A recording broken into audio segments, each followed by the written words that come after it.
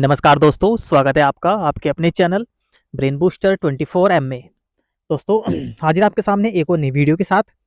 आज की वीडियो में हम बात करने वाले हैं आधुनिक भारत से संबंधित कुछ महत्वपूर्ण प्रश्न, ठीक है, जिसमें हम बात करेंगे टॉप महत्वपूर्ण प्रश्नों के। तो चलिए देखते हैं। लेकिन दोस्तों उससे पहले यदि अभी तक आपने हमारे चैनल को सब्सक्राइब नहीं किया है तो आप हमारे चैनल को सब्सक्राइब कर सकते हैं, ताकि जो आने वाली वीडियोज़ हैं उनका नोटिफिकेशन आपको समय से मिलता रहे।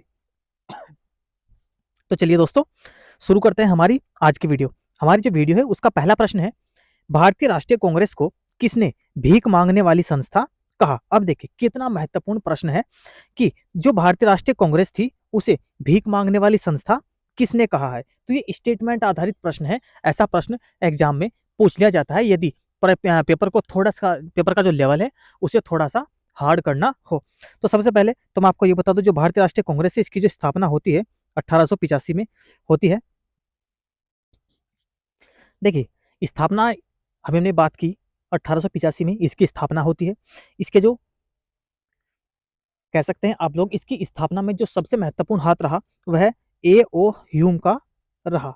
ए ओ ह्यूम। तो ये भी प्रश्न पूछा जाता है कि कांग्रेस की स्थापना में सबसे महत्वपूर्ण भूमिका किसने निभाई थी। तो आपका आंसर हो जाएगा ए ओ ह्यूम के द्वारा। इसका जो पहला अधिवेशन होता है वह बंबई में होता है। तो ये भी आपको याद रखना है। बंबई में भी एक संस्कृत महाविद्यालय था गोकुलदास तेजपाल नाम से, ठीक है। तो वहां पर इसका पहला अधिवेशन होना था। देखिए इसका जो पहला अधिवेशन था वह आयोजित तो किया गया था पुणे में, मगर वहां पर क्या हुआ था, प्लेग नामक एक बीमारी थी जो वहां पर फैल गई थी। इसी वजह से इसका जो आप कह सकते हैं पहला जो अधिवेशन हुआ था, ठीक है, डब्ल्यू.सी. बनर्जी की अध्यक्षता में, वह फिर बंबई में किया गया था। तो ये कुछ बातें थी कांग्रेस को लेकर। अब हम देखते हैं, हमारे प्रश्न पर आते हैं कि किसने राष्ट्रीय कांग्रेस को भीख मांगने वाली संस्था कहा है। तो ये आपका सही आंसर हो जाएगा बाल गंगाधर तिलक ने। तो दोस्तों देखिए यदि हम बात करें तिलक जी की, तो ये क्या है, एक उग्र विचारधारा वाले नेता थे। उग्र विचारधारा का क्या मतलब है? देखिए भारतीय राष्ट्रीय जो कांग्रेस है उसमें दो तरह के व्यक्ति काम करते थे। एक जिनकी जो विचारधारा थी वह नरम थी, और एक जो जिनकी विचारधारा थी गरम थी, यानी कि कह सकते हैं गरम दल और नरम दल। तो आप क्या कहेंगे कि जो तिलक जी थे ये कैसे थे, गरम दल के सदस्य माने जाते थे। इसके साथ में लाल बाल पाल और आपके जो अरविंदो घोष हैं ये भी आपके उग्र विचारधारा वाले नेता माने जाते हैं। तो ये भी आपको याद रखना है। तो इन्होंने क्या कहा था, देखिए कांग्रेस के बारे में इन्होंने एक नकारात्मक टिप्पणी की थी, जिसमें एक बाल गंगाधर तिलक ने भारतीय राष्ट्रीय कांग्रेस को भीख मांगने वाली संस्था या बैगिंग इंस्टीट्यूट, ठीक है, ये इंग्लिश में नाम है, बैगिंग इंस्टीट्यूट किसने कहा था ये भी पूछा जा सकता है। तो आप क्या कहेंगे, बाल गंगाधर तिलक ने। कांग्रेस को प्रार्थना और याचना की नीति के कारण इन्होंने ऐसा कहा था। स्टार्टिंग में क्या थी कि ये कांग्रेस प्रार्थना करती थी कि भाई हमारा हमारा ये काम कर दीजिए, हम आपके से ऐसा करेंगे। आप आपको बोलते हैं ना कि भाई हम किसी के सामने विनती करते हैं, गिड़गिड़ाते हैं, तो इसी वजह से इसे ये पदवी से दी गई थी। ठीक है दोस्तों, उम्मीद करता हूँ ये प्रश्न आपको समझ में आया होगा। चलिए प्रश्न नंबर सेकंड देखते हैं। स्टेटमेंट को लेकर ही दूसरा प्रश्न है, किसने कहा था कांग्रेस पतन के लिए लड़खड़ा रही है और मेरी सबसे बड़ी अभिलाषा है जब तक मैं भारत में हूं कांग्रेस की शांतिपूर्ण समाप्ति में सहयोग करना है। तो ये कथन किसका था? तो ये एक अंग्रेज था, आप देख सकते हैं, जो लॉर्ड कर्जन थे। ठीक है, लॉर्ड कर्जन ने यह कहा था कि भाई कांग्रेस पतन के लिए लड़खड़ा रही है और मेरी ये अभिलाषा है कि जब तक मैं भारत में हूं इसका शांतिपूर्ण समाप्ति में इसका सहयोग कर सकूं। तो ये स्टेटमेंट भी पूछा गया है उत्तराखंड के पीसीएस में भी और यूपी के पीसीएस में भी। देखिए दोस्तों, यदि आप उत्तर प्रदेश की पुलिस की तैयारी कर रहे हैं या फिर आरओ एआरओ की तैयारी कर रहे हैं तो ये वीडियो आपके लिए समान रूप से उपयोगी है। आप इस वीडियो को अंत तक जरूर देखें। तो देखिए इसके साथ में एक प्रश्न पूछा जाता है कि जो बंगाल का जो विभाजन होता है उस समय गवर्नर जनरल कौन था? तो आप क्या कहेंगे, लॉर्ड कर्जन, बंगाल के विभाजन के समय। और यदि मैं बात करूं बंगाल का विभाजन हुआ कब था, तो आप क्या कहेंगे, 1805 में।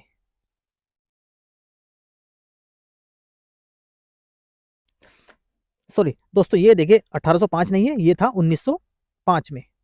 बंगाल का विभाजन होता है 1905 में। चलिए नेक्स्ट प्रश्न की ओर बढ़ते हैं। कौन यंग इंडिया और हरिजन का संपादक था? यंग इंडिया और हरिजन नामक दो पत्रिका थी, इसके संपादक कौन थे? प्रश्न हमारा यह है। तो देखिए महात्मा गांधी ने 1919 में अहमदाबाद से अंग्रेजी भाषा में यंग इंडिया का तथा 1933 में पूना से हरिजन का संपादन हिंदी में, गुजराती एवं अंग्रेजी में किया था। गांधी जी नवजीवन नामक पत्रिका का भी संपादन 1919 में अहमदाबाद से किया था। तो ये प्रश्न पूछा जाता है कि भाई यंग इंडिया किसकी है और हरिजन नामक जो पत्रिका है इसके संपादक कौन है, तो आप क्या कहेंगे, महात्मा गांधी जी। चलिए नेक्स्ट चलते हैं। सुभाष चंद्र बोस ने भारतीय राष्ट्रीय कांग्रेस से निकलने के बाद किस पार्टी की स्थापना की? तो देखिए इसका जो आंसर हो जाएगा option number C, forward block की। 1939 में जब त्रिपुरी संघर्ष होता है, ठीक है, इसे त्रिपुरी संघर्ष भी बोला जाता है। मेंस एग्जाम यदि आप देंगे तो वहां पर त्रिपुरी अधिवेशन लिखा हुआ नहीं आता है, वहां पर इसे त्रिपुरी संघर्ष कहा जाता है। सुभाष चंद्र बोस का गांधी जी से मतभेद हो गया था। 29 अप्रैल 1939 को सुभाष चंद्र बोस ने कांग्रेस पद से इस्तीफा दे दिया था। देखिए कांग्रेस के अध्यक्ष बनते हैं 1939 में सुभाष चंद्र बोस जी, लेकिन जो गांधी जी थे वह इसके क्या थे, खिलाफ थे। वह अपने कैंडिडेट को कांग्रेस का अध्यक्ष बनाना चाहते थे। इस बात को लेकर सुभाष चंद्र बोस और महात्मा गांधी जी के बीच में अनबन हो जाती है, जिसके बाद जो सुभाष चंद्र बोस है वह कांग्रेस के अध्यक्ष पद से इस्तीफा दे देते हैं और 1939 में ही एक फॉरवर्ड ब्लॉक नामक एक संस्था की स्थापना वो करते हैं। ये इनकी एक पार्टी है, ठीक है दोस्तों। चलिए नेक्स्ट, अरविंद को किस मामले में गिरफ्तार किया गया था? तो देखिए इसका जो आंसर हो जाएगा अलीपुर बम मामला। 30 अप्रैल 1908 को प्रफुल्ल चाकी एवं खुदीराम बोस ने मजिस्ट्रेट किंग्सफोर्ड पर बम फेंककर हत्या का प्रयास किया था। देखिए प्रफुल्ल चाकी और खुदीराम बोस, ये प्रश्न पूछा जाता है कि किंग्सफोर्ड पर बम किसने फेंका था, तो प्रफुल्ल चाकी और खुदीराम बोस, इन्होंने मजिस्ट्रेट पर बम फेंककर हत्या का प्रयास किया था। चाकी ने आत्महत्या कर ली, ये जो प्रफुल्ल चाकी थे इन्होंने तो आत्महत्या कर ली, और खुदीराम बोस को यहाँ पर फांसी दे दी गई थी।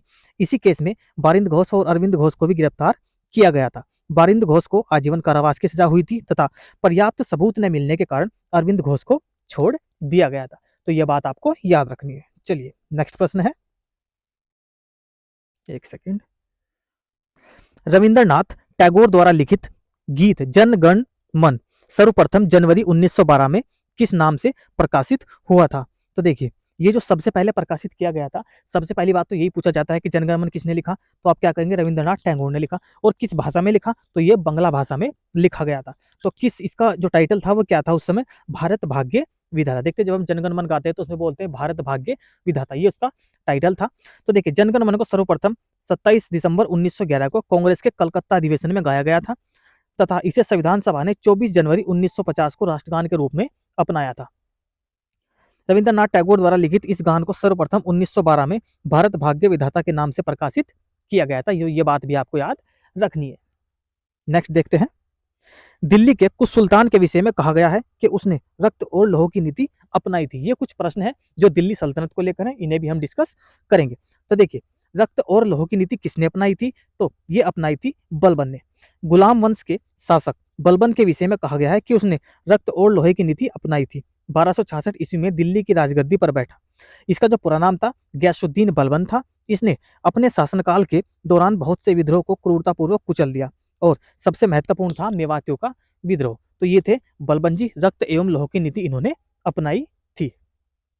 नेक्स्ट देखिए, इल्तुतमिश ने बिहार में अपना प्रथम सूबेदार नियुक्त किया था। तो जो इल्तुतमिश थे उसने बिहार में अपना प्रथम सूबेदार किसे नियुक्त किया था, तो आंसर हो जाएगा ऑप्शन नंबर डी यानी कि मलिक जानी। इल्तुतमिश ने अपने साम्राज्य का विस्तार भारत के पूर्व में करते हुए पटना और उससे आगे राजमहल की पहाड़ियों पर अधिकार कर लिया। राजमहल की पहाड़ियों के पास हिसामुद्दीन को पराजित कर इसके स्थान पर इस क्षेत्र का सूबेदार मलिक जानी को नियुक्त किया गया। इस क्षेत्र में बिहार भी शामिल था। तो ये कहा कि प्रथम सूबेदार कौन था, तो जो मलिक जानी था। तो चलिए दोस्तों नेक्स्ट प्रश्न है, किस वंश के सुल्तानों ने सबसे अधिक समय तक शासन किया? तो देखिए ऑप्शन नंबर जो डी है, एक सेकंड दोस्तों,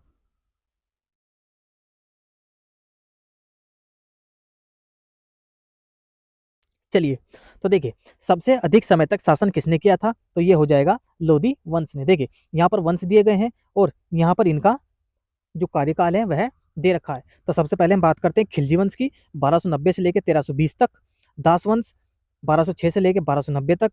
लोधी वंश 1451 से लेकर 1526 तक। और तुगलक वंश 1320 से लेकर 1414 तक। तो आप लोग देख सकते हैं इसमें जो सबसे अधिक समय तक जो शासन किया था वह था लोधी वंश के द्वारा। 1451 से लेकर 1526 तक यह शासन इनका रहा था। और यदि बात करें सबसे कम वंश की, तो आप लोग यहाँ पर मैच करके देख सकते हैं किसने सबसे कम समय तक शासन किया था। चलिए नेक्स्ट देखिए, दक्षिण विजय करने का मिशन अलाउद्दीन खिलजी ने किसे सौंपा था? दोस्तों बड़ा महत्वपूर्ण प्रश्न है। यूपीएससी, देखिए यूपीएससी इस प्रश्न को 2 बार पूछ चुकी है।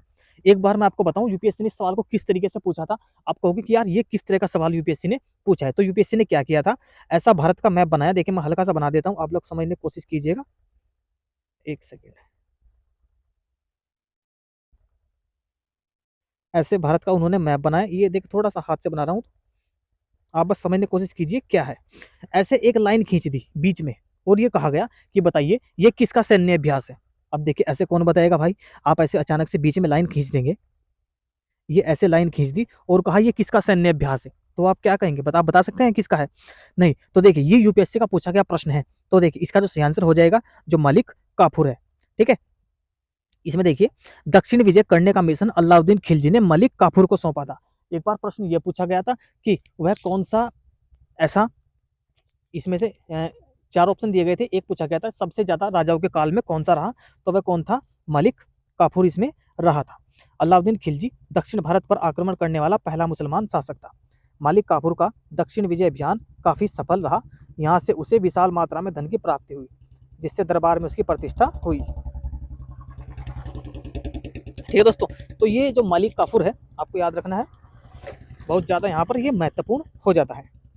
नेक्स्ट देखिए, निम्नलिखित में कौन सा युग्म सुमेलित नहीं है? देखिए ये जो हमारे क्या है, आपने देखा भारत के जो शासनकाल है उस शासनकाल में बहुत सारे यात्री आए, तो कौन सा यात्री कहाँ से संबंधित था, ये उससे संबंधित एक प्रश्न है। तो इसका जो ऑप्शन नंबर डी है ये आपका गलत हो जाएगा, बाकी जो सारे हैं ये सही है। इब्न बतूता मोरक्को का था, मार्को पोलो इटली का था और अलबरूनी उज्बेकिस्तान का था। अब देखिए निकितन एहसानी एक रूसी व्यापारी था जिसने 15वीं शताब्दी में भारत की यात्रा की थी। वह लेखक के रूप में भी जाना जाता था। उसने 3 समुद्र का सफरनामा नामक पुस्तक लिखी। प्रश्न ये पूछा जा सकता है कि 3 सफर का सफरनामा पुस्तक किसने लिखी, तो आप क्या कहेंगे, ये लिखी है निकितन।